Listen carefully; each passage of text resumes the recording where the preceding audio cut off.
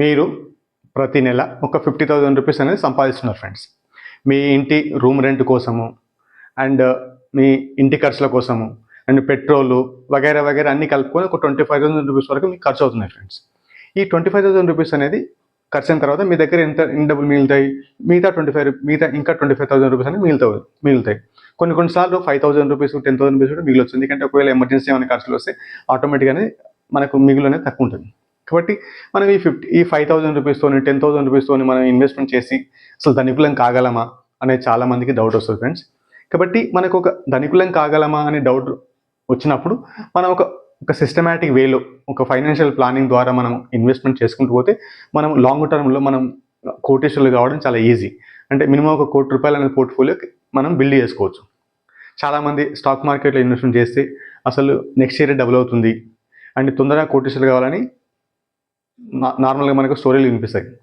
కాబట్టి ఈరోజు వీడియోలో అసలు ఒక సాలరీడ్ పర్సన్స్, ఒక మిడిల్ క్లాస్ సాలరీడ్ పర్సన్స్ ఒక 50,000 రూపీస్ సంపాదిస్తున్నప్పుడు అతని యొక్క సేవింగ్ స్ట్రాటజీ, అతని యొక్క ఇన్వెస్ట్మెంట్ స్ట్రాటజీ అనేది ఏ విధంగా ఉండాలి, మనం ఏ విధంగా మనం ఇన్వెస్ట్మెంట్ చేసుకుంటూ పోతే మనం లాంగ్ టర్మ్లో ఈజీగా మనం ₹1,00,00,000 పోర్ట్ఫోలియో ఎలా క్రియేట్ చేయాలి అనేది చెప్తా ఫ్రెండ్స్.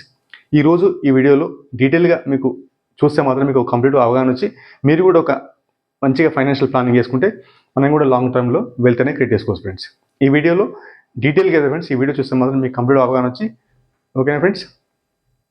అండ్ ఒకవేళ మీరు 50,000 రూపీస్ సంపాదిస్తుంటే ఆ 50,000 రూపీస్లో ఇంటి ఖర్చుల కోసం మిగతా అన్ని ఖర్చులు కలిపి ఒక 25,000 రూపీస్ అనేది మీకు ఖర్చు అవుతుంది. కాబట్టి ఈ మొత్తం పోయిన తర్వాత మీకు ఇంకా 25,000 రూపీస్ అనేది మిగులుతుంది ఫ్రెండ్స్. ఒకవేళ మీరు ఫైనాన్షియల్ ప్లానింగ్ చేసేటప్పుడు తప్పనిసరిగా ఫైనాన్షియల్ ప్లానింగ్ అంటే ముఖ్యం ఎమర్జెన్సీ ఫండ్.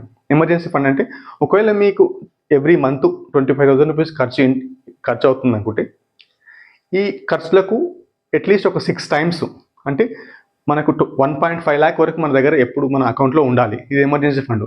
ఎందుకంటే ఏమన్నా అనుకోని అత్యవసర పరిస్థితులు కానీ లేకుంటే మీ కంపెనీలో సడన్గా మిమ్మల్ని లే ఆఫ్ చేసినప్పుడు కానీ ఆ 1.5 lakh అనేది అవసరం వస్తుంది. ఎందుకంటే మనకు ఎవ్రీ మంత్ అయ్యే ఖర్చు మాత్రం తప్పదు కదా. కాబట్టి వాటికి మనం ఎమర్జెన్సీ ఫండ్ అనేది క్రియేట్ చేసుకోవాలి. ఆ ఎమర్జెన్సీ ఫండ్ క్రియేట్ చేసినప్పుడు మనకు ఎటువంటి ఇబ్బంది కాదు ఫ్రెండ్స్. అండ్ నెక్స్ట్ ఏంటంటే మనకు ఆ మిగతా డబ్బులు ఉంటాయి కదా, ఆ మిగతా 25,000 రూపీస్ అనేది మనం ఎమర్జెన్సీ ఫండ్ సేవింగ్ కోసం ఒక బకెట్ క్రియేట్ చేసుకోవాలి. అండ్ ఎమర్జెన్సీ ఫండ్ కోసం కొంత అమౌంట్ క్రియేట్ చేసుకోవాలి every month 5,000 rupees. And bucket 2 అంటే ఎస్ఐపి అంటే 15,000 రూపీస్ మనం మ్యూచువల్ ఫండ్లో ఇన్వెస్ట్మెంట్ చేస్తే కూడా మనకు లాంగ్ టర్మ్లో వెళ్తేనే క్రియేట్ చేసుకోవచ్చు ఫ్రెండ్స్. అండ్ బకెట్ 3 అంటే 5,000 రూపీస్ అంటే డైరెక్ట్ స్టాక్స్.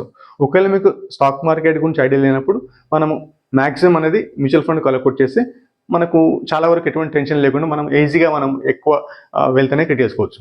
అండ్ ఇక్కడ ఏంటంటే ట్రిక్కీ, మనం ఫస్ట్ మన సేఫ్టీ బకెట్ని క్రియేట్ చేసుకోవాలి. సేఫ్టీ బకెట్ కోసం మనం తప్పనిసరిగా వాటిని 1.5 lakh వరకు మనం సేవ్ చేసినప్పుడు ఎవ్రీ మంత్ 5,000 రూపీస్ మనకు ఒక 30 months తర్వాత అంటే ఒక ఆల్మోస్ట్ ఒక నియర్లీ ఒక 3 years తర్వాత మనకు ఆటోమేటిక్గా ఇక్కడ ఈ బకెట్ అనేది మనము క్లియర్ చేస్తుంది.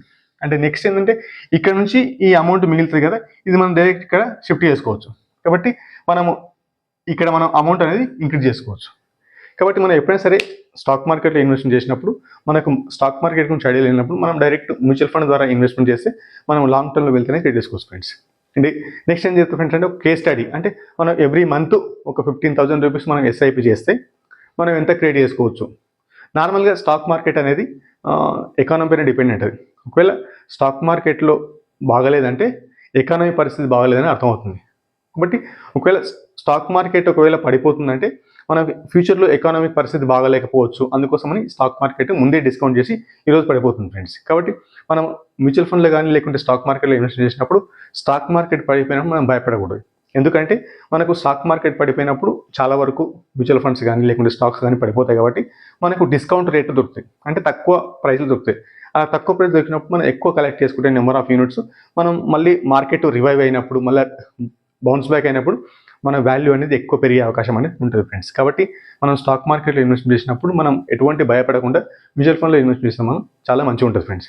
అండ్ మ్యూచువల్ ఫండ్లో ఏవి సెలెక్ట్ చేసుకోవాలి? మ్యూచువల్ ఫండ్లో ఏవి సెలెక్ట్ చేసుకోవాలంటే మీకు ఒకవేళ తెలియకుంటే మాత్రం స్టార్టింగ్లో ఇండెక్స్ ఫండ్ ద్వారా ఇన్వెస్ట్మెంట్ చేయండి. ఇండెక్స్ ఫండ్లో ఎస్ఐపి చేయండి. మీకు ఐడియా వస్తూ ఉంటే, మీకు మార్కెట్ గురించి కంప్లీట్ అవగాహన వస్తూ ఉంటే మీరు స్మాల్ క్యాప్ కానీ లేకుంటే ఫ్లెక్సీ క్యాప్ కానీ లేకుంటే మిడ్ క్యాప్ కానీ అలాంటి మ్యూచువల్ ఫండ్లు మనం తక్కువ ఎక్స్పెన్స్ రేషియో ఉన్నదని చూసి సెలెక్ట్ చేసుకోవాలి.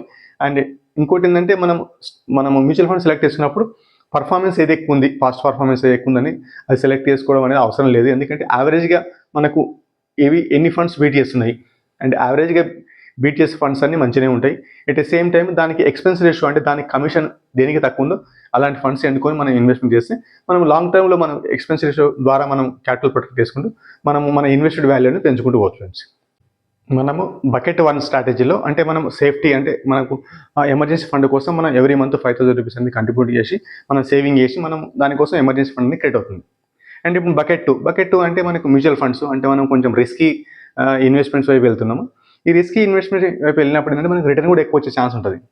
కాబట్టి మనం ఒకవేళ వర్స్ట్ కేస్ సినారియో ఎంత రావచ్చు అంటే వర్స్ట్ కేస్ సినారియోలో మనకు స్టాక్ మార్కెట్లో ఏముంటుందంటే డిపెండ్స్ అపాన్ ద ఎకానమీ. కాబట్టి మనకు ఒక 10% అనుకున్న ఫ్రెండ్స్. అండ్ ఒకవేళ బెస్ట్ కేస్ సినారియో అంటే మనకు ఎంత రావచ్చు అంటే 15 రావచ్చు, 20 రావచ్చు, మనకు మనం ఎంచుకున్న మ్యూచువల్ ఫండ్ టైప్ బట్టి. ఒకవేళ స్మాల్ క్యాప్ అనుకుంటే ఎక్కువ రిటర్న్ వస్తుంది అండ్ మిడ్ క్యాప్ అయితే కొంచెం తక్కువ ఉంటుంది అండ్ లార్జ్ క్యాప్ అయితే ఇంకొంచెం తక్కువ ఉంటుంది. అంటే 12 to large cap 12% and mid cap 13 to 14% and small cap 15 to 16% అనేది వస్తుంది ఫ్రెండ్స్. కాబట్టి నేను ఏంటంటే వర్స్ట్ కేస్ సినారియోలో ఒక 10% వస్తుందని అనుకుంటున్నాను. కాబట్టి మీరు ఎవ్రీ మంత్ 15,000 రూపీస్ మనం ఎస్ఐపి చేసుకుంటే, సిస్టమాటిక్ ఇన్వెస్ట్మెంట్లో ఆన్ చేసుకుంటే మాత్రం దాని ద్వారా మనకి ఎంత కార్పొరేట్ జమ కావచ్చు. ఇది సింపుల్ ఫ్రెండ్స్ నేను చేసినవి. ఇదంటే మనం ఎస్ఐపి క్యాలిక్యులేటర్ ద్వారా కూడా చేసుకోవచ్చు. ఇది చాలా ఈజీగా.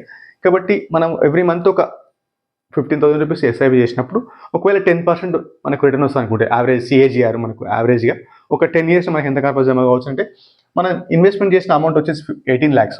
మనకు ఒక 10 years తర్వాత మనకు 10% అనుకుంటే మనకు వర్స్ట్ కేస్ సినారియో అంటే చాలా పరిస్థితులు బాగాలేనప్పుడు రిటర్న్ వస్తుంది. అప్పుడు మనకు వాల్యూ ఎంత అవుతుంది 30.2 lakhs అవుతుంది. అండ్ ఒకవేళ మనకు ఒక 20 years తర్వాత మనకి ఎవ్రీ మంత్ ఎస్ఐపి చేస్తున్నప్పుడు మనం ఇన్వెస్ట్మెంట్ చేసిన వాల్యూ వచ్చేసి 36 lakhs. కానీ దాని టోటల్ వాల్యూ అంటే మనకు పోర్ట్ఫోలియో వాల్యూ వచ్చేసి 108 lakh అంటే 1.08 crore అయింది. అంటే మనకు 10 years పెంచినాం మనము. 10 years పెంచితే మనకు పీరియడ్ మనకు కార్పస్ అనేది 3.5 times పెరిగింది. ఓకేనా. అండ్ 1 crore అనేది ఈజీగా మనం 20 yearsలో మనం 1 crore ఈజీగా క్రియేట్ చేసుకోవచ్చు. అదే మనం ఒక 30 years మనం అలా ఇన్వెస్ట్మెంట్ చేసుకుంటూ పోతే మన ఇన్వెస్ట్మెంట్ చేసే వాల్యూ వచ్చేసి 54 lakhs. కానీ మనకు కంప్లీట్ మన పోర్ట్ఫోలియో వాల్యూ వచ్చేసి మనకు 311 lakhs అంటే 3.11 crore. అంటే మనం 10 yearsతో పోల్చుకుంటే ఇది 10 times అన్నట్టు. కాబట్టి మనం ఎంత మార్కెట్లో ఇన్వెస్ట్మెంట్ చేస్తుంటే మనకు అంత ఎక్కువ రిటర్న్ అంటే ఎక్కువ మనకు కార్పస్ క్రియేట్ అయ్యే ఛాన్స్ అనేది ఉంటుంది ఫ్రెండ్స్. కాబట్టి మనం ఈజీగా ఒక 15,000 రూపీస్తో మనం ఇన్వెస్ట్మెంట్ చేస్తే మనం ఈజీగా కోటీశ్వరుడు అవ్వడం చాలా ఈజీ. ఒక 10-15 ఒక 20 years లోపల. ఒకవేళ నువ్వు ఎక్కువ ఇన్వెస్ట్మెంట్ చేస్తే స్టే లాంగర్ అయితే మనకు ఎక్కువ కార్పస్ అనేది క్రియేట్ అవుతుంది. సపోజ్ ఇదే సేమ్ కేసులో మనకు ఒకవేళ మార్కెట్ 12% వచ్చింది. 12 ఇచ్చినప్పుడు 10 yearsకి ఏమవుతుందంటే 33.6 lakhs అవుతుంది. అండ్ అదే 20 yearsకి అయినప్పుడు 137 lakhs అంటే 1.37 crore అవుతుంది. అంటే ఫస్ట్ దాంతో పోల్చుకుంటే 10 years పోల్చుకుంటే ఇది 4 times అయింది. అండ్ ఒకవేళ మీరు 30 years అలానే కంట్రిబ్యూట్ చేసుకుంటే ఎస్ఐపి ఎవ్రీ మంత్ సేవింగ్ చేసుకుంటూ పోతే ఇన్వెస్ట్మెంట్ చేస్తే 462 crore అయింది. అంటే 4.462 lakhs అయింది. 462 lakhs. కాబట్టి 4.62 crore అయింది. కాబట్టి మనకేంటంటే మనం ఎంత కాలం మనం మ్యూచువల్ ఫండ్లో ఇన్వెస్ట్మెంట్ చేస్తే మనకు ఎక్కువ కార్పస్ క్రియేట్ అయ్యే ఛాన్స్ అనేది ఉంటుంది ఫ్రెండ్స్. కాబట్టి మనకు స్టాక్ మార్కెట్లో ఇన్వెస్ట్మెంట్ చేసినప్పుడు అంటే మ్యూచువల్ ఫండ్లో ఇన్వెస్ట్మెంట్ చేసినప్పుడు కొంచెం రిస్కీ క్లాస్ కాబట్టి మనకు ఎక్కువ రిటర్న్ వచ్చే అవకాశం అనేది ఉంటుంది. మనం ఎంత ఎక్కువ ఇన్వెస్ట్మెంట్ చేస్తే ఒకవేళ మన శాలరీ పెరిగినప్పుడు మనం కూడా సేమ్ మళ్ళీ ఈక్వలెంట్గా మనం స్టెప్ అప్ ఎస్ఐపి చేస్తే కూడా మనం ఇంకా ఈజీగా చేరుకోవచ్చు 1 crore రూపీస్. ఓకేనా ఫ్రెండ్స్. అండ్ నెక్స్ట్ బకెట్ ఏంటంటే మనకు డైరెక్ట్ స్టాక్స్ మనము స్టాక్ సెలెక్షన్ చేసినప్పుడు మనకు కంపెనీ ఫండమెంటల్స్ ఎలా ఉంటాయి, ఒకవేళ మనము సెలెక్ట్ చేస్తున్న కంపెనీ ఒకవేళ మంచి ఫండమెంటల్స్ మంచిగానే ఉండి తర్వాత ఏమైనా ఇంటర్నల్గా ప్రాబ్లం అయ్యి కార్పొరేట్ గవర్నెన్స్ ఇష్యూ వస్తే మాత్రం డెఫినెట్గా ఆ కంపెనీ ప్రాబ్లం అయ్యి చాలా వరకు షేర్ మార్కెట్ దాని యొక్క ప్రైస్ అనేది క్రాష్ అవుతుంది. కొన్నిసార్లు మనకు అది లిక్విడ్ చేయడం కూడా కష్టం అవుతుంది. ఎగ్జాంపుల్స్ ఏంటంటే మనకి ఎస్ బ్యాంక్ కానీ లేకుంటే ఎస్ బ్యాంకు చాలా వరకు ప్రాఫిట్ వచ్చినప్పుడు కూడా చాలా వరకు అంటే పడిపోయింది స్టాక్. అండ్ ఫ్యూచర్ రిటైల్ కానీ ఇది నా పర్సనల్ ఎక్స్పీరియన్స్. కాబట్టి మనం స్టాక్ మార్కెట్లో స్టాక్ సెలెక్ట్ చేసినప్పుడు మనకు ఒక క్రైటీరియా ఉండాలి ఫ్రెండ్స్. నేను అసలు మన స్టాక్ మార్కెట్లో మనం స్టాక్ ఎలా సెలెక్ట్ చేసుకోవాలి, మనం ఎటువంటి పారామీటర్స్ చూసుకుంటే మనం మంచి స్టాక్ సెలెక్ట్ చేసుకోవచ్చు అని నేను ఒక వీడియో చేశాను ఫ్రెండ్స్. ఆ వీడియోకి లింక్ డిస్క్రిప్షన్లో పిన్ చేస్తాను, మీరు చూడండి ఫ్రెండ్స్. అండ్ ఫైనల్ నా కంక్లూజన్ ఫ్రెండ్స్ అంటే, మనం స్టాక్ మార్కెట్లో ఇన్వెస్ట్మెంట్ చేసినప్పుడు మ్యూచువల్ ఫండ్లో మనకు పేషెన్స్, ఓపిక అనేది చాలా ముఖ్యం. అండ్ సెకండ్, మనము తొందరగా రిచ్ కావాలనే కార్యక్రమంలో మనం చాలా వరకు మిస్టేక్స్ చేస్తుంటాం. కాబట్టి మనం ఎప్పుడైనా సరే ఒక సిస్టమేటిక్ వేలో, ఒక ఫైనాన్షియల్ ప్లానింగ్ సిస్టమేటిక్ వేలో వేసుకుని పోతే మనము రిచ్ కావడం పెద్ద కష్టమేం కాదు. అండ్ థర్డ్ ఏంటంటే, మనము ప్రతిసారి మ్యూచువల్ ఫండ్స్ కానీ లేకుంటే స్టాక్స్ కానీ చేంజ్ చేయడం, అంటే షిఫ్ట్ కావడం అనేది మంచిది కాదు. అండ్ ఫిఫ్త్ ఏంటంటే, మనము ఎప్పుడైనా సరే మనం ఇన్వెస్ట్మెంట్ చేసినప్పుడు బారోడ్ మనీతో ఇన్వెస్ట్మెంట్ చేయకూడదు. అంటే బారోడ్ ఫండ్తో, అంటే వేరే వాళ్ళు తీసుకొని అప్పు తీసుకొని ఆ స్టాక్ మార్కెట్లో ఇన్వెస్ట్ చేయడం, మ్యూచువల్ ఫండ్లో ఇన్వెస్ట్ చేయడం అనేది మంచిది కాదు ఫ్రెండ్స్. కాబట్టి ఫైనల్ నా వ్యూ ఏంటి ఫ్రెండ్స్ అంటే, మనం 50,000 శాలరీ వచ్చినా మనం ఒక సిస్టమేటిక్ వేలో, ఒక ప్రాపర్ ఫైనాన్షియల్ ప్లానింగ్ ద్వారా మనం కోటీశ్వరం చాలా ఈజీ ఫ్రెండ్స్. ఒకవేళ ఇంతవరకు మీరు స్టాక్ మార్కెట్లో, మ్యూచువల్ ఫండ్లో ఇన్వెస్ట్మెంట్ చేయకుంటే మీరు ఇన్వెస్ట్మెంట్ చేసుకోండి ఫ్రెండ్స్. ఒకవేళ మీరు ఆల్రెడీ ఇన్వెస్ట్మెంట్ చేస్తుంటే మీరు ప్రతి నెల ఎంత ఎస్ఐపి చేస్తారో మీరు కమెంట్ రూపంలో చెప్పండి, నేను చూస్తాను. ఓకేనా ఫ్రెండ్స్. అండ్ నేను చెప్పే కాన్సెప్ట్ మీకు ఎలా అనిపించిందో కమెంట్ రూపంలో చెప్పండి. నేను ప్రతి వారం ఒక ఫైనాన్షియల్ అవేర్నెస్ గురించి ఒక వీడియో చేస్తున్నాను ఫ్రెండ్స్. కాబట్టి మీ ఫైనాన్షియల్ అప్డేట్ కోసం నా ఛానల్ సబ్స్క్రైబ్ చేసుకోండి.